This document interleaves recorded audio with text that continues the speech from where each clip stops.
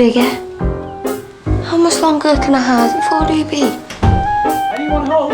It's Billy. Oh. It's on your mind. I've been keeping this one back.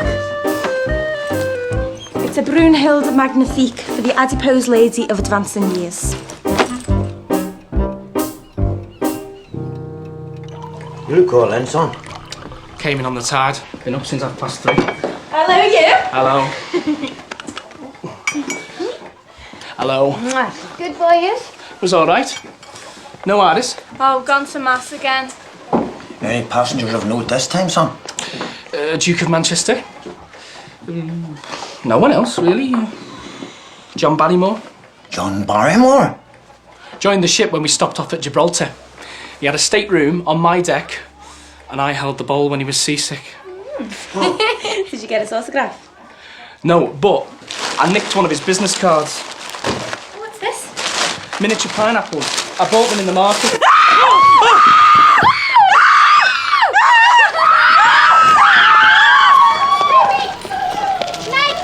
What's the matter? There's a snake in the kitchen. 10 a penny snakes when I was in cartoon with General Allenby. I wouldn't keep waving that fish slice, Mr. Moss. He's moving a bit aggressively. And what are you going to do? Go and fetch your lodge flute and charm it? Is it poisonous? I can't see any fangs. What do you mean you can't see any fangs? There, he's calming down now. We'll need a jar to put him in. I have one. In the yard.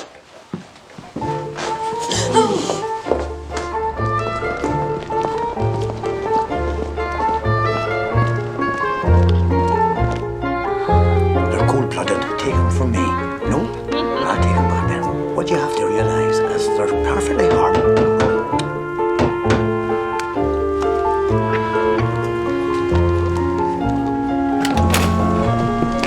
Are you Mr. Moss?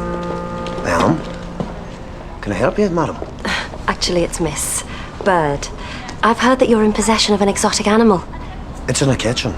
I'm a mistress at Denby Street Council School, Mr. Moss, and also teach a night school class. I'm always looking for interesting speakers to talk to my adult students, and I wondered whether you might come and show us all your snake. All right. Would you be wanting a very scientific explanation, Miss Bird? That would be marvellous. Perhaps the snake as a representative of all reptiles, cold-blooded, invertebrate. I'm sure you know the form. Shall we say Thursday evening? The class begins at 7.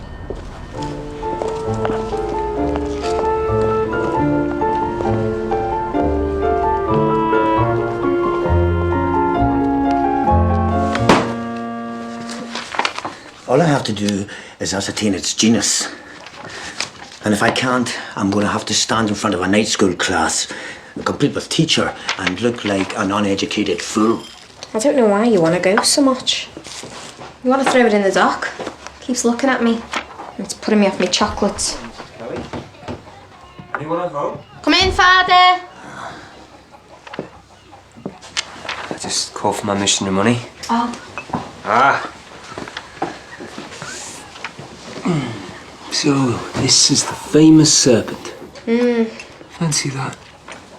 It's a Montpellier snake. Molpelon monspersulinus.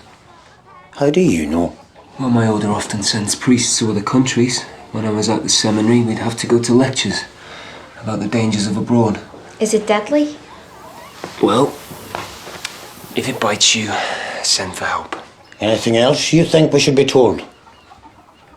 The Molpelon monspersulinus is a rear-fanged snake, meaning its maxillary teeth curve in the direction of its throat. This enables it to poison its prey with ease, but it makes it much more difficult for it to bite a human being. Excuse me? Joseph. What does it prey upon? In its native European countries, it's inclined to seek out lizards, other snakes and rodents. Over here, the wee fella has to make do with the rodents.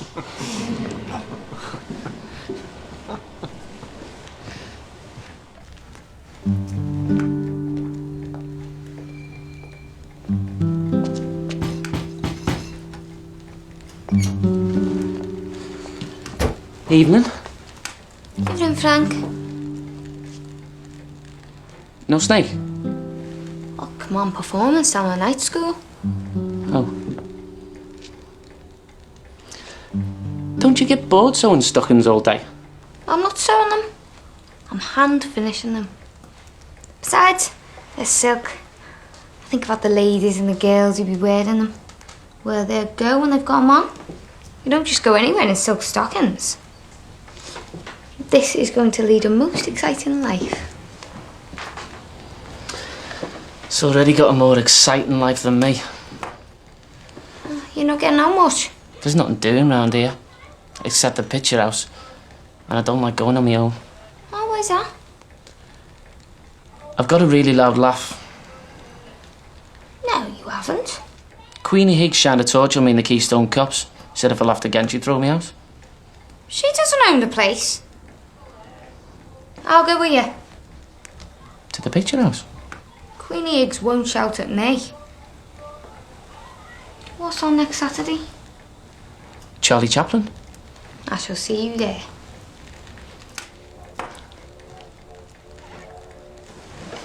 Mr. Moss, where does all your knowledge come from? My knowledge of snakes? Not just that. Your skill with animals and with herbs. You have a reputation for your remedies.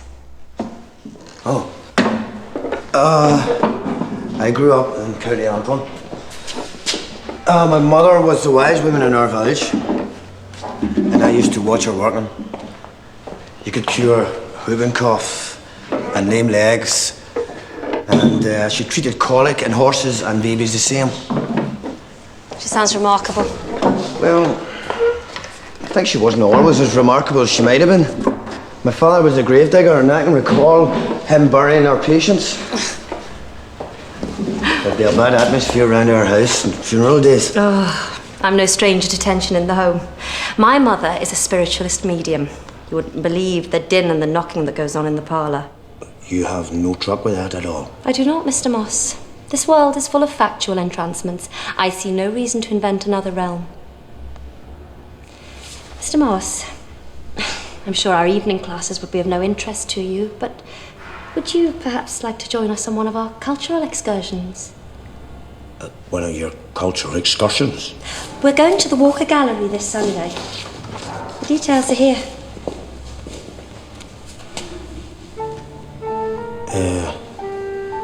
I'd have to see. Of course.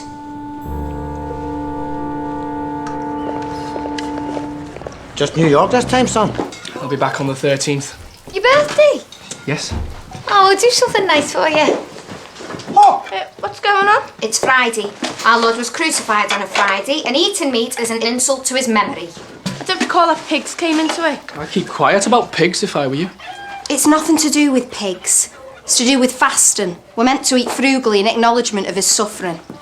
I've brought us all some Finn and Haddie. Fish is for cats and invalids. I have never eaten fish. I'm not cooking any more meat on Fridays. You didn't cook it. Ruby did. Like she does most mornings, while you're busy bending down before your grieving idols. Well, a lot of you give it a bloody rest. Here. Go and buy more bacon. I'm going back to sea. And go to the co-op, mind. I'm not eating any of that Hartman stuff. Why? Because the man's a Bolshevik, that's why. The other night, as I walked past, I heard he was playing the Internationale on his gramophone. Joseph has a very varied musical taste. You're just plain narrow-minded. Never think anything new, never go anywhere different. You're like something that got left behind inside the ark.